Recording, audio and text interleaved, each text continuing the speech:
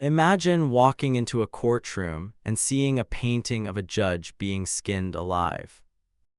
Not in some modern horror exhibition, not in a dark museum hidden away from the public, but inside a courtroom where judges were expected to see it every day before deciding the fate of other people. More than 500 years ago, one Renaissance artist created exactly such a painting. And the most disturbing part wasn't simply the horrifying execution shown in the foreground. It was the message hidden behind it. Because while one judge is being brutally punished, his replacement is already sitting in his father's chair. A chair covered with the skin of the dead man. The painting was based on an ancient story about corruption, bribery, and a king who wanted to make absolutely certain that no judge would ever forget what happened when justice was sold. And centuries later, the image was still controversial enough to cause trouble inside a modern Russian courtroom. So what was so disturbing about this painting? Why was it placed inside a courtroom? And why did its artist deliberately fill the scene with hidden symbols and contemporary political references? To understand the mystery, we have to go back more than 2,000 years. The story begins in the ancient Persian Empire during the reign of King Cambyses II. According to the Greek historian Herodotus, one of the king's officials was a judge named Sisamnes. Sisamnes had been given an enormous responsibility. He was supposed to administer justice in the king's name. People came before him with disputes, accusations, and legal arguments. His decisions could determine who was punished, who was protected, and who received justice. But eventually, something began to go terribly wrong. Rumors spread that Sisamnes was accepting bribes. The judge was allegedly allowing money to influence his decisions. A wealthy person could receive favorable treatment simply by paying him. The law was no longer being applied equally. Justice had become something that could be purchased. When King Cambyses learned what his judge had been doing, he decided that Sisamnes deserved a punishment that would become a warning to every other official in the kingdom. The king ordered Sisamnes to be arrested.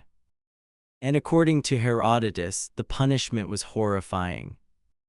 Sisamnes was flayed alive. But Cambyses did not stop there. The king ordered that the skin removed from the dead judge's body be used to cover the judicial chair on which Sisamnes had once sat. Then came the most chilling part. Cambyses appointed Sisamnes's own son, Otanes, to replace him.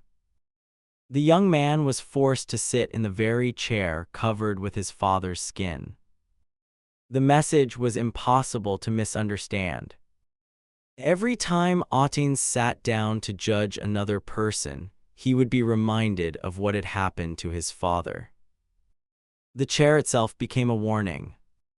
Remember what kind of seat you sit upon when you pass judgment. More than 2,000 years later, that ancient story would become the subject of one of the most disturbing paintings of the Northern Renaissance. The artist was Gerard David, one of the leading painters working in Bruges around the end of the 15th century. David received a commission connected to the city's town hall and courtroom. And instead of choosing a beautiful religious scene or a flattering portrait of a ruler, he chose this story. The judgment of Cambyses. The decision was deliberate. The painting was meant to confront judges with the consequences of corruption. Every time they entered the courtroom, they could look at the fate of Sisamnes. The message was brutally clear. A judge who betrays justice can destroy lives. But eventually, his own actions may become his punishment. David's painting was created as a diptych, a work made of two panels that belong together. The first panel shows the arrest of Sisamnes. The second shows his punishment. Together, they create a visual story. Corruption, exposure, punishment, and finally, a warning to the next generation. But there is something unusual about the way David told this ancient story. Although the events supposedly took place in ancient Persia, almost everything in the painting looks like David's own world. The people wear late medieval European clothing. The architecture looks European. The political symbols belong to David's time. And some of the figures are believed to resemble important people known to the artist. This was not accidental. David was taking an ancient story and turning it into a message for the people standing in his own courtroom. He was effectively saying, "This happened thousands of years ago, but it can happen again." In the first panel, Sisamnes is shown after his corruption has been discovered. Soldiers surround him. King Cambyses is present. The judge is no longer a respected official. He is a criminal awaiting punishment. But if you look carefully, the painting reveals what happened before this moment. In the background, a man can be seen giving money to the judge. It is a small detail, yet it explains everything. The bribe is literally placed inside the story. David doesn't simply tell us that Sisamnes was corrupt. He shows us the judge is also surrounded by signs of wealth and status. Dogs appear near him, which in Renaissance visual language could suggest wealth, luxury, loyalty, or social position. Everything about Sisamnes tells us that he was a man of importance. And yet all of that status is about to disappear. Standing nearby is his son Atenes. At first, he may look like nothing more than another character watching the arrest. But he is actually one of the most important figures in the entire painting, because he is about to inherit his father's position. And with it, he will inherit the most terrifying lesson imaginable. Cambyses himself is also presented in a fascinating way. The ancient Persian king is represented using the visual appearance of a ruler from David's own era. This transformed the painting from ancient history into contemporary political commentary. The message was no longer only about Cambyses and Sisamnes. It was also about rulers, judges, and officials of Bruges. David wanted the people who looked at the painting to understand that corruption was not an ancient problem that belonged to another civilization.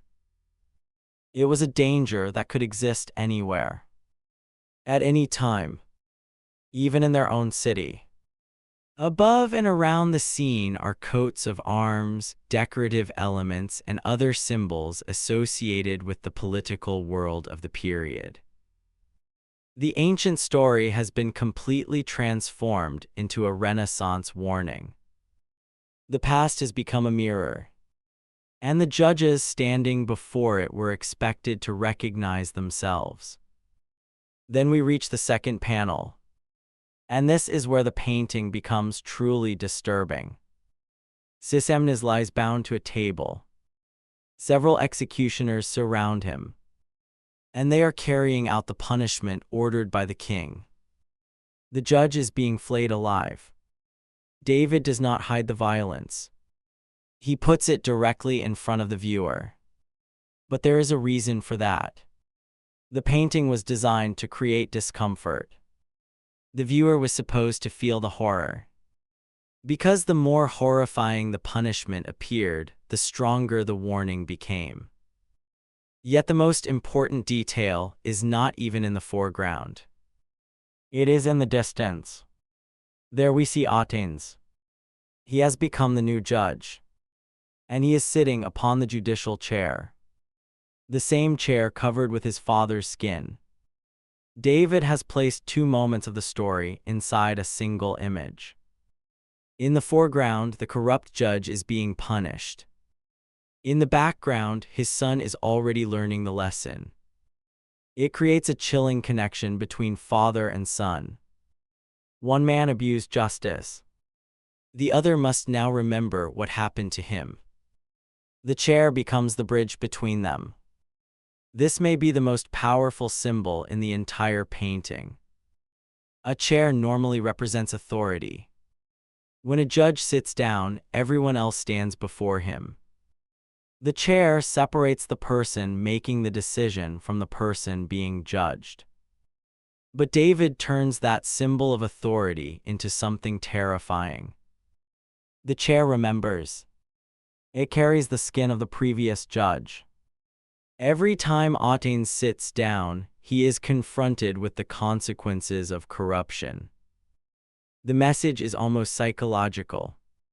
The artist is not simply telling judges to obey the law. He is forcing them to imagine what happens when they don't. And that is why the painting was so appropriate for a courtroom. It was not decoration. It was a warning hanging directly above the machinery of justice.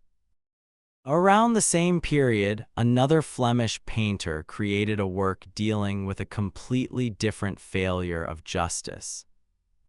The artist was Dirk Bouts. His painting, known as The Ordeal by Fire, tells the story of an innocent man who is wrongly accused. According to the legend, an empress becomes attracted to a nobleman. When he rejects her, she accuses him of a terrible crime. The emperor believes her. The innocent man is condemned. Eventually, he is executed. But his wife refuses to accept the judgment. She believes that her husband was innocent and demands that the truth be revealed. She turns to an ancient form of medieval justice, trial by ordeal. She takes hold of a red-hot iron. The belief was that God would protect an innocent person from harm. If she survived, her innocence would be proven. And according to the story, she does. The ordeal exposes the false accusation. The emperor realizes that he has made a terrible mistake. The person who lied is punished. The innocent man, however, cannot be brought back. And that is precisely why these two paintings work so well together. One shows the consequences of corrupt justice. The other shows the consequences of mistaken justice. One warns the judge who accepts money. The other warns the judge who fails to discover the truth. Together, they reveal something much deeper. Justice can fail in more than one way. It can be corrupt, led by greed. It can be destroyed by lies. And it can be ruined by careless judgment. Why this painting still disturbs us. At first, the judgment of Cambyses may look like nothing more than a gruesome Renaissance scene. There is blood. There is violence. There is an ancient execution. But the longer you look, the more the painting changes. The execution becomes a symbol. The chair becomes a warning. The son becomes a witness. And the entire courtroom becomes a stage where the artist is asking a question that still matters today. What happens when the person responsible for justice stops caring about justice? That is the real subject of the painting. Not Persia. Not the execution. Not even Sisamnes himself. It is power. And the responsibility that comes with it. The painting was created more than 5 centuries ago, yet its message remains surprisingly modern. Laws may change. Courts may change. Punishments may change. But corruption does not belong to one particular century. Neither does the abuse of power. And perhaps that is why this painting could still cause controversy when its image appeared in a Russian courtroom centuries after Gerard David painted it. The world had completely changed, but the warning had not. Because the painting was never really asking us to remember how cruel the ancient Persians were. It was asking us to remember something much closer to home. That justice becomes meaningless when the people controlling it place themselves above the law. And that brings us back to the most disturbing object in the entire painting. The chair. It looks like a symbol of authority. But underneath that authority is a warning. A judge sits down. The room becomes silent. Someone's future is placed in his hands.